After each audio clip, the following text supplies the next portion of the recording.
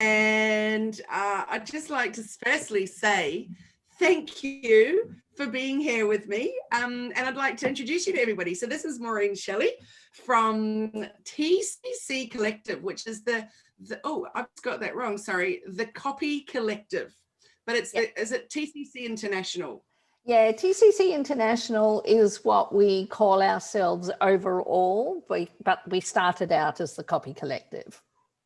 Awesome. I'm glad I got that sorted. Thank you very, very much. So I'd like to say welcome to you, first of all, and I'm so happy that you're here with me tonight. So I'm Kylie Mowbray from Hello Media, and my networking group is Positive Passionate Women in Business.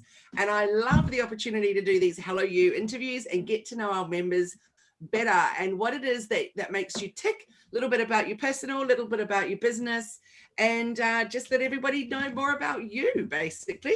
So, fantastic. Yay, Maureen, are you ready to get stuck in? I've got 15 questions to ask you. Okay, let's go.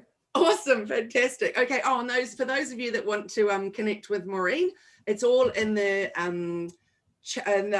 what am I trying to say? The caption of the post, all the different ways that you can connect up with Maureen. Oh, and Maureen, I suggested that you might want to do a watch party on Facebook.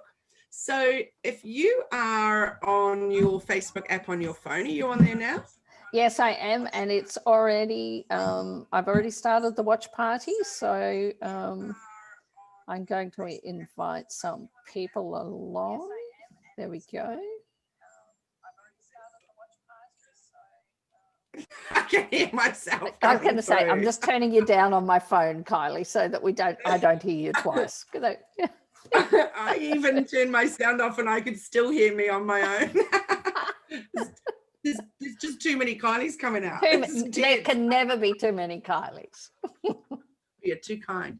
All right, let's get stuck in, Maureen, because I'm very excited. Everybody gets the same 15 questions, and I've just loved this whole Hello You series. It's been very fun getting to know everybody a little bit better.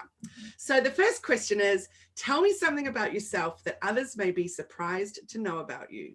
Ooh, when I was a teenager, I was a cheerleader for a football team.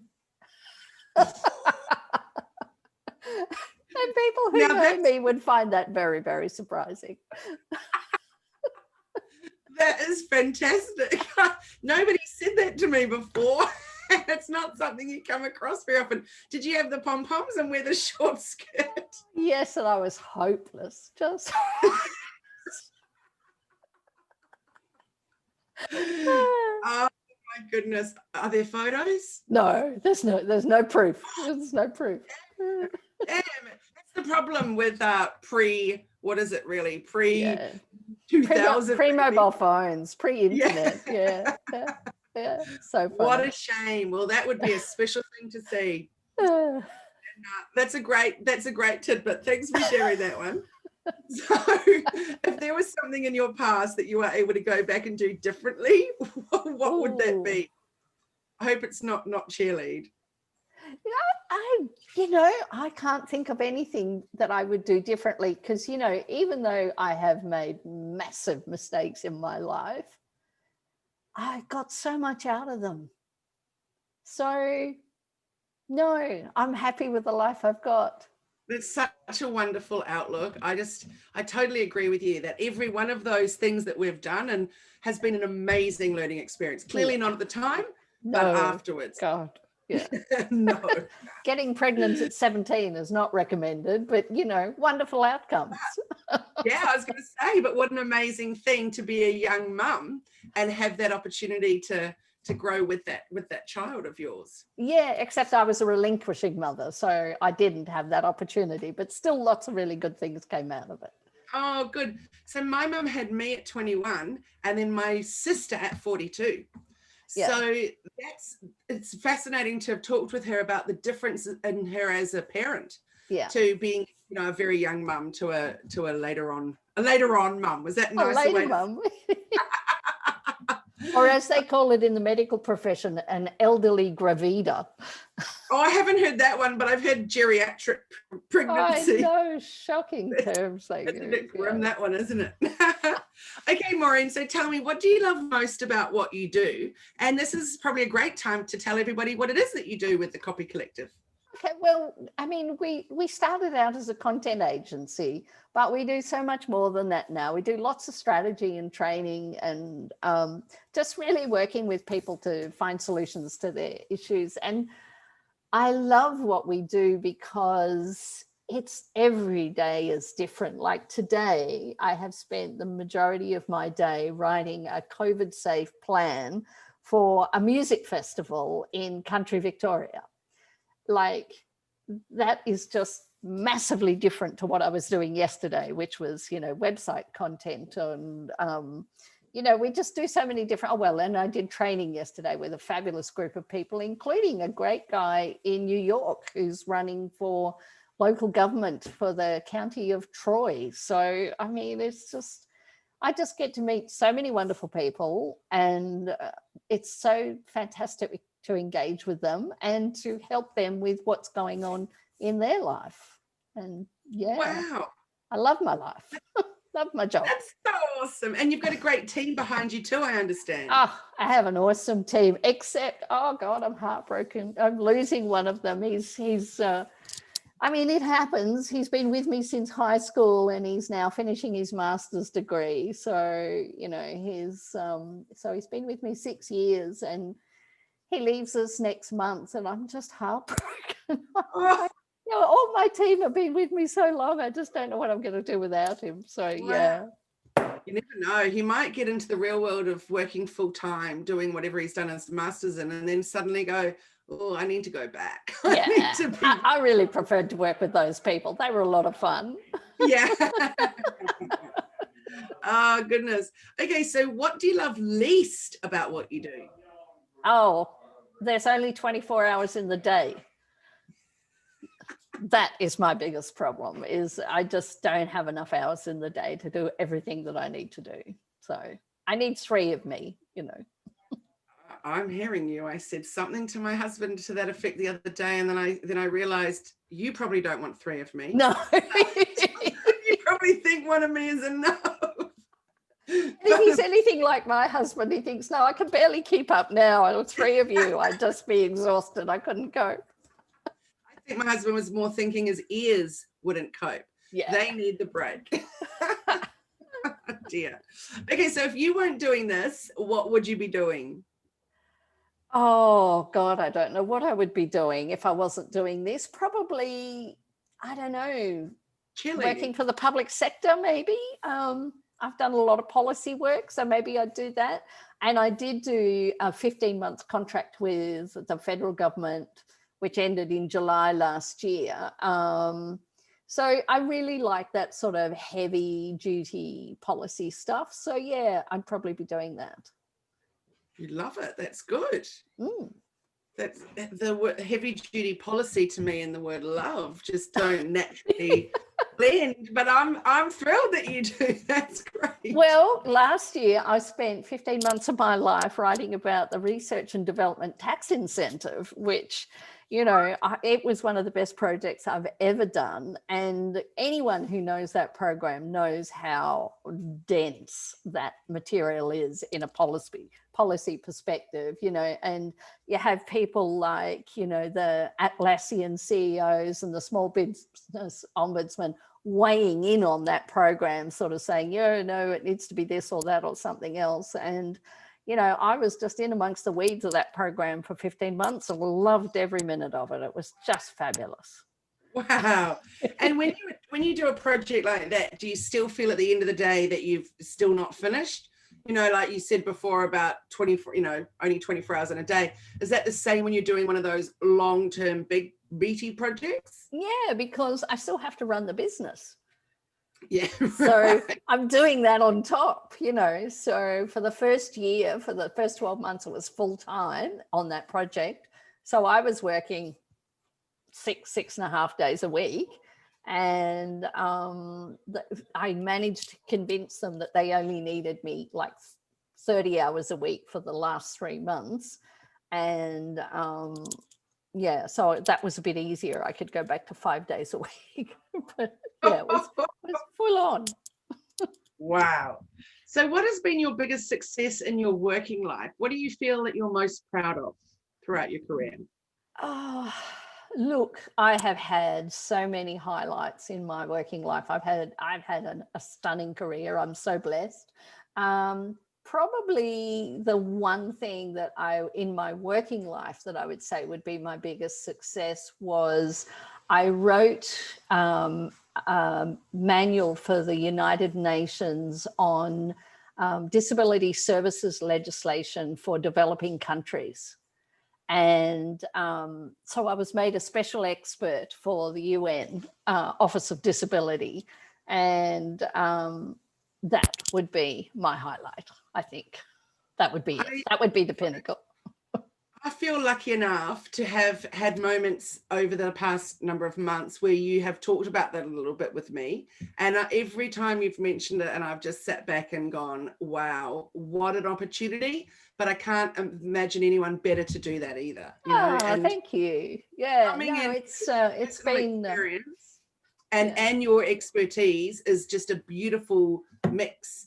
And so often they put people in those roles that, you know, on paper, you know, they've got all those credentials that you've got, but they also don't have that lived experience that just makes all the difference in the world. Yeah. No, I mean, the other one, of course, was I helped with the community consultations for the development of the Disability Discrimination Act. And that was way back in, what was that, 1991, because the act went into force in 1992.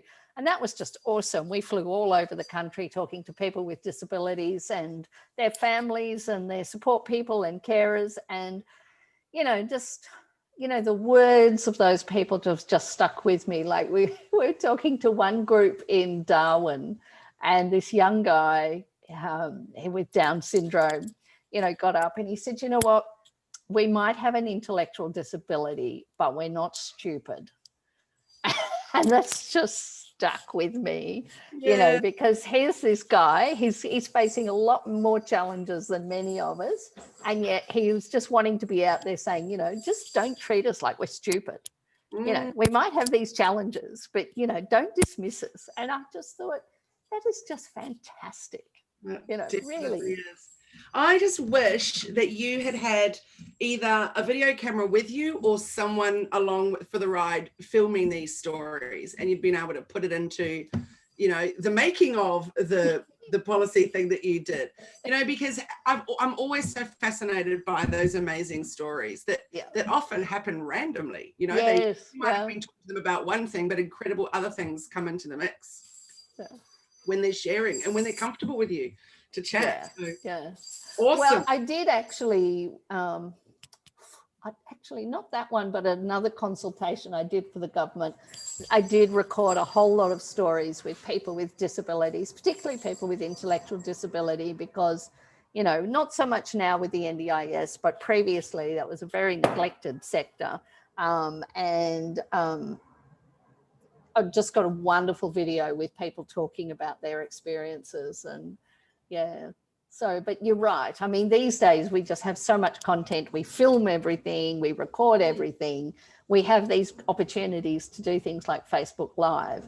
But back then, of course, we just didn't. And but still, you know, there's lots of opportunities now to record it, you know, truly great stories today. Absolutely. So who are your dream clients and what type of jobs do you like doing the most with them? I'll be a real small business owner now and tell you my dream clients are the ones that pay me the most and pay their bills on time. They're my dream clients. I love those people and I will do anything in the world for them. I do have a dream client at the moment. I won't name them, but they're a very large strata manager Australia-wide.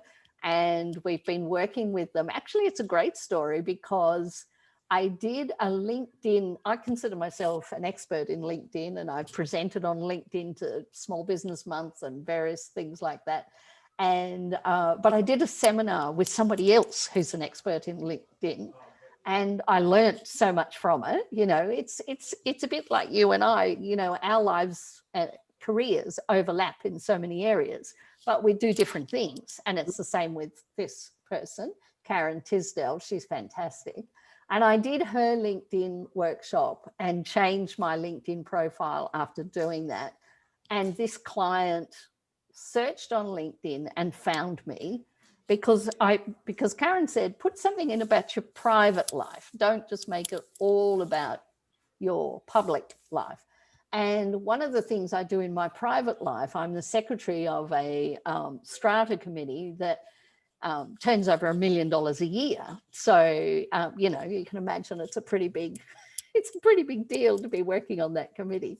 And this woman was looking for someone with, you know, writing experience, you know, who understood the strata industry. And she came across my LinkedIn profile and she rang me up. We had a chat. She's been giving me thousands of dollars of work every week since. Brilliant. That's a best LinkedIn story. Oh, I just, and I was like, wow, you know, and here's me, I lecture people and give workshops, 3-hour workshops on LinkedIn and, you know, connecting with clients. And I went to Karen's workshop for an hour and she said, you know, put something in about your personal life. And I was like, oh, okay. And what a difference it's made. Wow. I wonder, Maureen, if you would be interested in being a speaker at a Positive Passionate Women in Business meetup on the topic of LinkedIn. Love to. Absolutely love to. Wicked. Let's chat about that later on then, because that'd be fun. And it's definitely a topic. I am not a LinkedIn expert at all. Okay. And in our Action Takers group coaching for Hello Media, each month we bring in a different specialist in an area. Yep. And we did 1 month, we brought in somebody talking about LinkedIn, and she was brilliant, absolutely brilliant. But it was really interesting. Everybody in the Action Takers group coaching was like, I just don't feel like LinkedIn's really my space. Yeah. And so, you know, I'd be really interested to hear you talk about it and how you explain the importance of it. But I think even just what you just said about put one thing in your personal profile, one thing in your profile that's personal, and boom, it's really made a difference for you. And whether that woman contacted you in the first place or didn't. Yeah. Yeah. I mean, because she was searching specifically for that term in LinkedIn, which of course wouldn't have been there with my professional, because, you know, I don't have anything that says strata management in, you know, my professional career, but that's something I do in my private life. And, you know, sometimes we forget about the skills in our private life that we've developed, you know, like any mother will tell you that, you know, running a household, running a business, supporting someone who might have extra needs apart from the other members of their family, all of those things, they make you great at project management. But, you know, do you put that in your LinkedIn profile? Probably not. But, you know. It's interesting because it's also back to that disability topic. But I was having a discovery call with someone recently, and she works in the disability sector. And I just happened to mention about my husband being a quadriplegic and NDIS something or other in response to what she was saying about her business. And she was like, oh my goodness, you know about this stuff? And I'm like, yes. And anyway, then we're chatting about that. And she just said, of all the different people I've tried to get to help me over the last 18 months, no one gets it.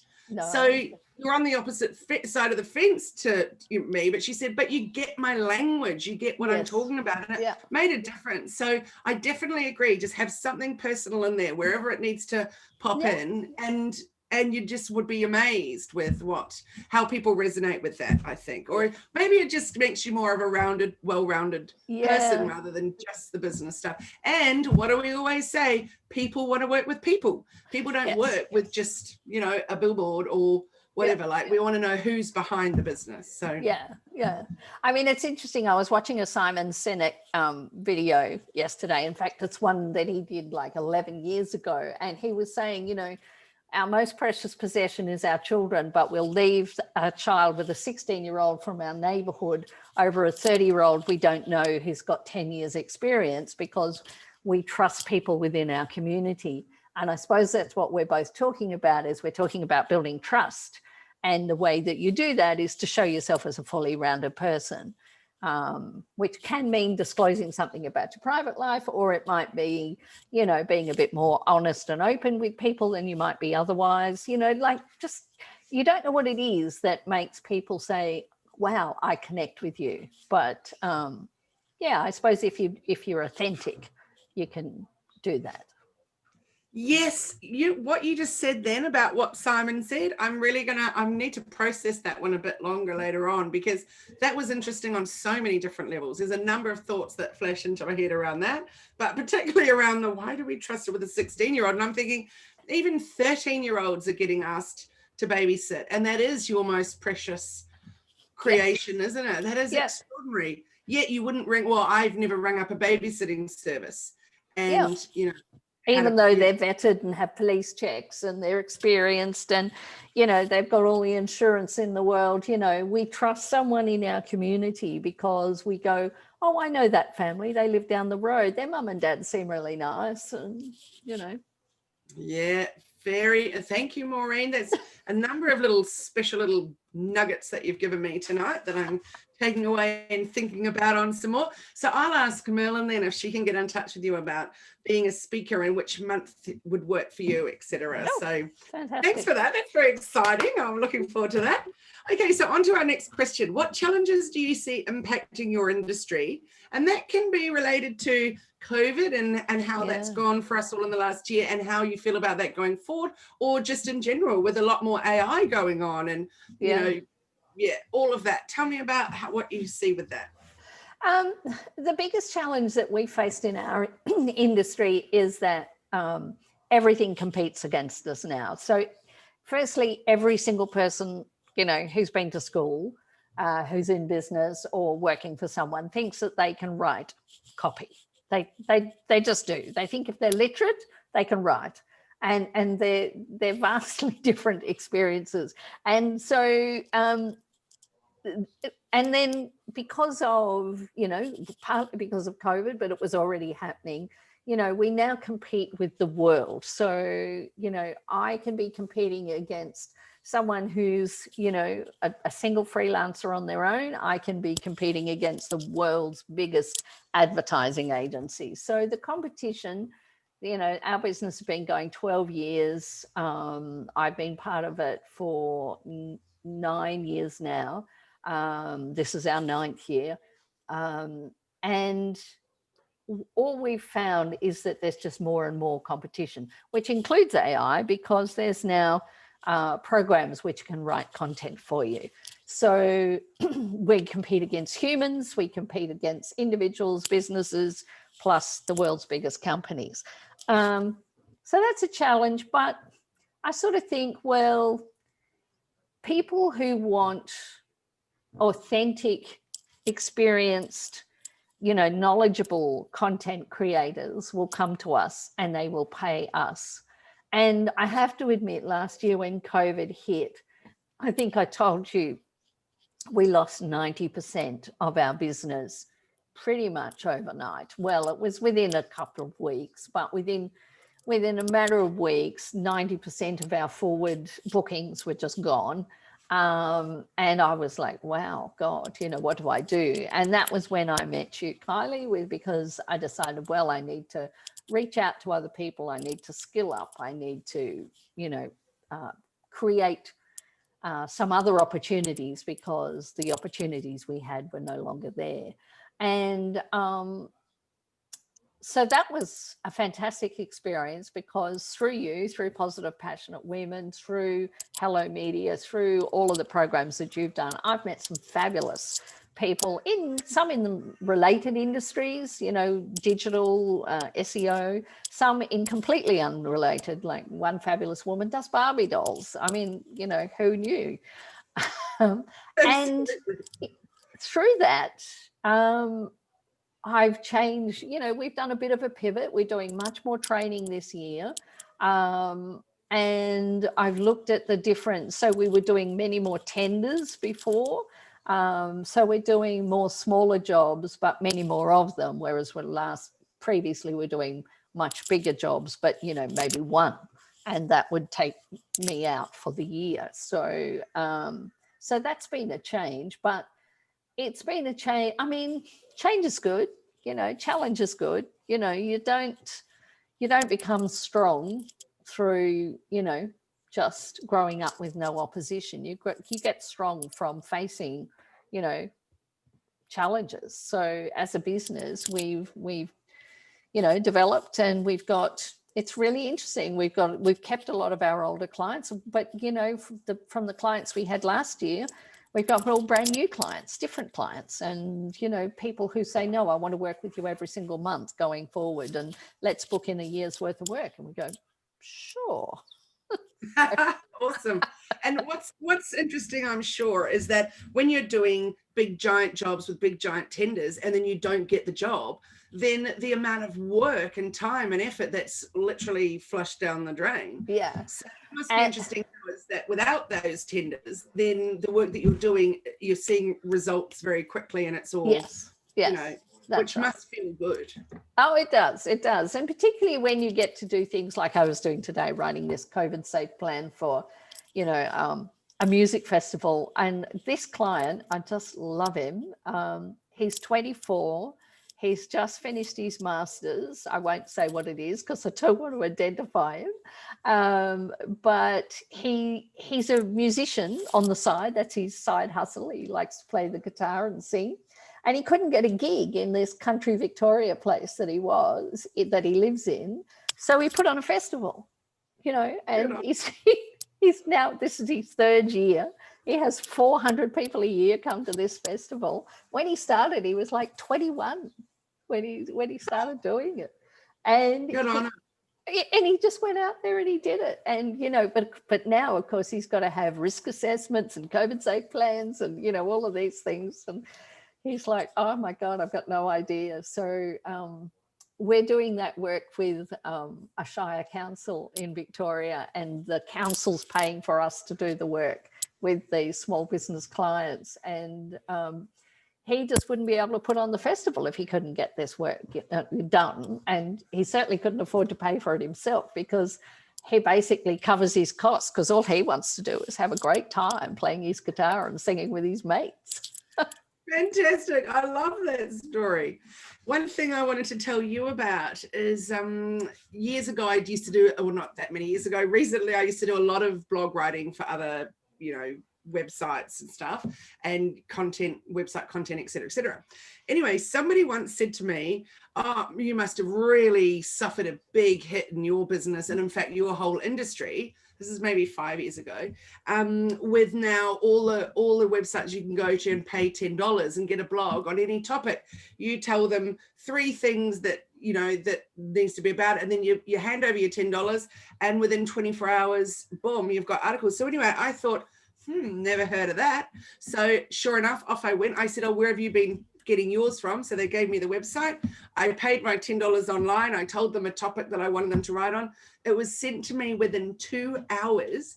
It was the worst piece of writing I've ever seen. And it didn't even seem like, well, definitely it wasn't English as a first language, but no. I actually think it wasn't even a human that had written it at all. No. It was like they'd done some kind of AI that had gone out and grabbed, so that, you know, some kind of bot that goes out with a particular word and it grabs this sentence, this paragraph, boom, put it together and off it goes. Yeah. And it was just shocking. And I thought, I think AI can be amazing in certain areas, but in other areas, it doesn't have a place as far as I'm concerned. Yeah. Look, it you know, there is automated writing now, and particularly in the sports area, a lot of articles in the sports sections about results and things like real estate, you know, like it absolutely makes sense to have that to be bot generated. Totally makes sense. But if it's your business and you want to, you know, convince Google that you've got fresh, original content, then paying $10 on, you know, whatever website that you do to get what they call comprehensible English, it's not going to do it for you. It's not going to land your first page on Google. It just isn't. No, but also will it land your new clients? Because I certainly go and have a look at people's, when I'm researching something that I'm looking into and maybe wanting to find someone to work with on a particular topic or whatever, I'm on their website, I'm reading their stuff. If it doesn't even read like they've got any passion about what they're presenting to the world or from their business, they've lost me immediately. I've gone. Yeah. So well, I had a client recently with their website, and their web developer, and they employed someone overseas, just scraped all the content from other people's websites, just scraped it and landed it on their web no. pages. And then they asked me to do a website audit, and I did. And I said to them, do you realize that on this page, you've actually got a link to a website that's selling marijuana? I said, you're looking for government funding. I don't think that's a very good idea for you to be. And they're like, oh, what page is that on? And I was like, well, they're the risks that you run when you just, steal stuff, basically. You can't afford to do it. It's just, how extraordinary. That's the worst I've ever come across. Yeah. It was literally, buy your marijuana here. You can have Colombian gold or whatever it was, and we'll post it to you. I was like, fantastic. How many laws are we breaking here? How bizarre. So not only did he steal it, but he didn't even bother to proofread it. No, nobody read it. Nobody read it before and the website was live. And I was like, really? Whoa. Seriously? You're putting this out there and you're hoping for government work. Wow. So Maureen, what did you want to do when you were little and you thought about when you grew up? I wanted to be a rally car driver when I was very little. I'm not sure why. I didn't even really know what a rally car driver was. But later I wanted to be a journalist. So when I was about 13, I wanted to be a journalist, and that's what I became. Amazing. I love it. What about if you're an animal, what would you like to be? Oh, I think I'd like to be a cat. Because they just seem to have the best lives, they rule the roost wherever they live. They get looked after and adored, and people just absolutely love them. So what's not to like about? I don't currently. I had a cat and she died at 22, and I haven't replaced her yet. It's not my heart to do it yet. I have to recover a bit more. Yeah. Oh, it's hard, isn't it? It's so hard. Yeah. So if you were a character in a movie, Ooh. What movie would that be, and which character would you be? I'd like to be any character that Anne Hathaway played. Oh! Because I love her and I love everything she does. She's just absolutely, what do they say? Kick-ass. That's what she is. What's your favorite Anne Hathaway movie? Oh, it would have to be The Princess Diaries, Oh, do you really? Because I was just going to say, you probably haven't watched these ones, but I watched these recently with one of my nieces, and there you go, it's them. Love them. Yeah. Well, I love Julie Andrews, and so yes, she's in those, and she's the queen, is glorious. She's just gorgeous. Yes, I love her. I've just recently watched the TV series, I think it's Bridgerton, on yes, Netflix, and is it her? I haven't watched it. I don't know who's in it. Not in it. She's the voiceover. Oh, okay. Yeah. She's so wonderful. I was telling my daughter about it because I'd been watching it really late one night over a number of nights, and my daughter and I both love period dramas. Anyway, I said to her, "Oh, I should confess, I've watched Bridgerton without you. You might want to, watch it every now, watch little episodes every now and then." Anyway, she watched a couple of them and she went, "Mom, there's a lot of sexy time going on in that series." And I went, "Oh, I forgot about that. It's quite out there." Yeah, I've heard it's a bit of a bodice ripper, but I haven't caught up with it yet. I totally had forgotten about that part. Clearly, because it was very late at night, I might have been dozing off at that point. I'm not sure. Yeah. But anyway, wonderful series. And yes, he's definitely very hot, the lead in that. Right. But the reason I loved it was because of the beautiful voiceover. Yeah. Of course. Nothing to do with the hotness. No. That's right. So if you could live anywhere in the world, where would you live? Oh, right here. I mean, whereabouts are you, Maureen? So we're in Tweed Heads, and we've just bought a house. It's not a big house. It's there's just the two of us now at home, and but it's a great house, and it's right on a canal. So I can just turn here in my chair and look out, and I'm just looking at water. How And, you know, every morning my husband and I have breakfast outside on the deck and just watch the fish jumping out the water and the pelicans and the black swans. And it's just, you know, it's like I've died and gone to heaven. It's wow. just beautiful. Is it one of those places where you could have a boat out the front on the Yeah. canal? Yes. And my next door neighbor this morning, they've actually got a surfboat and, you know, like a rowing skiff, and 4 women in the street just sort of got down there, all of them with the most fabulous arms, got down there, pulled the boat out and just rowed off. And they were like, you should come and join us. I was like, I've never rowed in my life. And they went, yeah, that shouldn't stop here. Oh, wow. That sounds just glorious. I do love a boat. So, yeah. I think I need to be on a canal one day. That's for sure. That's for sure. So we're up to question number 13. We've got 2 more left after this one. So what does being a positive and passionate woman in business mean to you?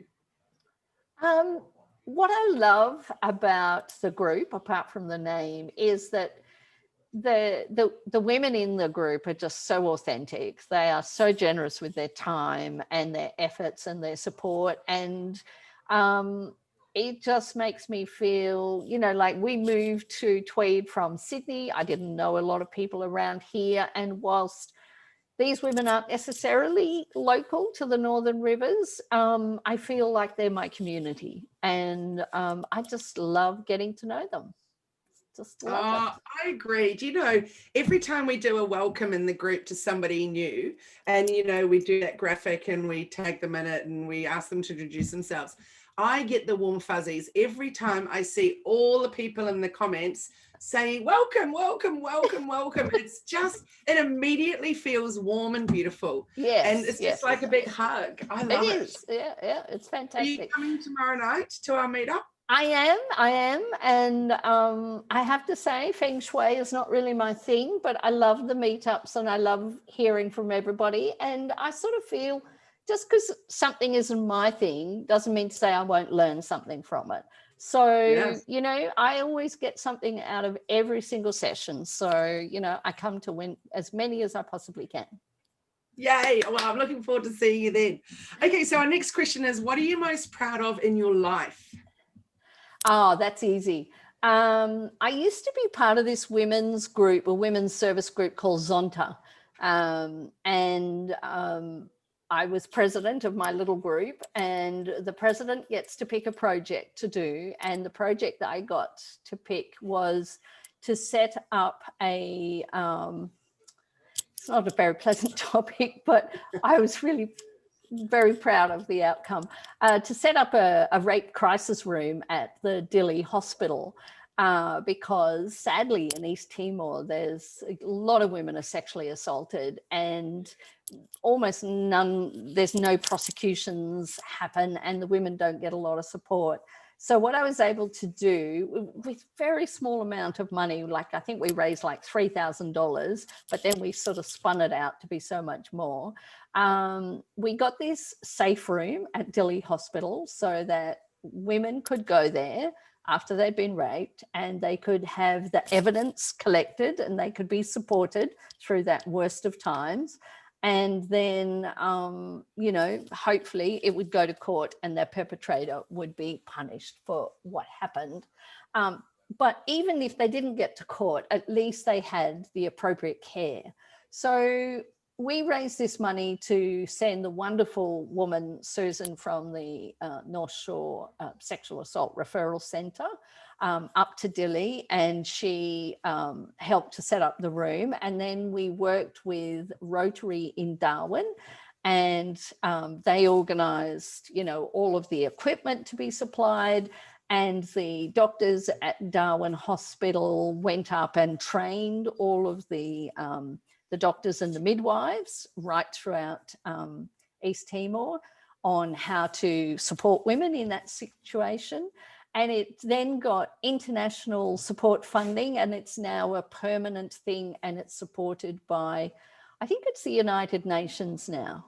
And it all came from, a friend told me actually that the person, Anthony Roberts, who's a member of Parliament in New South Wales, was part of the Army Reserve, and he went to East Timor after, you know, the independence, you know, that they, you know, where they separated from Indonesia. And he came back and he told my friend over lunch all about these terrible, terrible things that happened to women. And then she told me, and it was so gut-wrenching. I thought, I have to do something. I can't do much, but I have to do something. And so I was able to just use my connections and the people and situations where I was. And this thing came out of it. And I was just sort of like the catalyst, but so many other people picked it up and ran with it. And now it's permanent and it's there and it's helping hundreds of women every year. So that's it. That's the thing I'm most proud of. When did you start with that? Back in the 90s, about 97, 98. Wow, and it's been going for that long. Yeah. Well, I'm proud of you too, Maureen. I think that is mind-blowing. You know what? Every time I get an opportunity to talk with you, there's something that just makes me go, whoa, and there's been a lot of those tonight, but that's, wow, awesome, amazing. So tell me now, for your final question, what's one tip that you can share of how you stay positive when things are challenging? Oh, yeah, look, that's hard, isn't it? Because we've all had so many challenges this past year. And, you know, you get up in the morning and you see things like there's now 400,000 people dead in the United States from COVID. And you just think, oh my God, you know, how can you go on? But I suppose, you know, like it's the gone with the wind, you know, tomorrow's another day. You know, you just get up and you just get on with it and you do what you can. You don't, I think, particularly women in business, we often beat ourselves up for not doing enough. But if we just go, I will do what I can, and, you know, and that will have to be enough. And if you just give yourself permission to not have to produce more than what you can, just go, okay, this is what I can do, and this is it. And, you know, that just might be enough. And just because you think that you haven't done enough doesn't mean to say that, you know, other people feel that way. So I just think, you know, you just get up, you do what you can do, you do it to the best of your ability, and you stay true to yourself while you do it. Because, you know, at the end of the day, you want to sleep in bed at night, you know, you want to lie there and go, yes, I had a good day today. And yeah. But I'm really lucky because I'm a very positive person. I think it's really hard. I know so many people who struggle with depression and anxiety, and my heart breaks for them because they're doing what I'm doing, but they're sort of doing it walking through peanut butter, you know, like they're just, you know, life is hard for them. So for me, it's easy. I was just God-given, you know, a very positive personality. So I wake up and go, bing, you know, it drives my husband crazy. 31 years of me waking up every morning going, bing. You're dead right, though. It is a very lucky thing to have that mindset, that attitude, whatever it is that naturally comes to you. That you don't see the glass half full. Sorry, half empty. You see it half full. Crikey, that I didn't say it all well, did I? But you know what I mean. I know what you mean. Yeah. It's amazing, and your words of wisdom have just been magical, and getting to know you better has been wonderful. So I really thank you for joining with me tonight and sharing. And for all of you that would like to get in touch with Maureen and connect, you could follow her on Facebook. You can, we should put your LinkedIn in there. So maybe if you jump into the comments, Maureen, and put in your LinkedIn. Absolutely. And then we'll really look forward to chatting with you in the Positive Passionate Businesswomen's online meetup about LinkedIn in a few months' time. Fantastic, Kylie. I'll really look forward to it.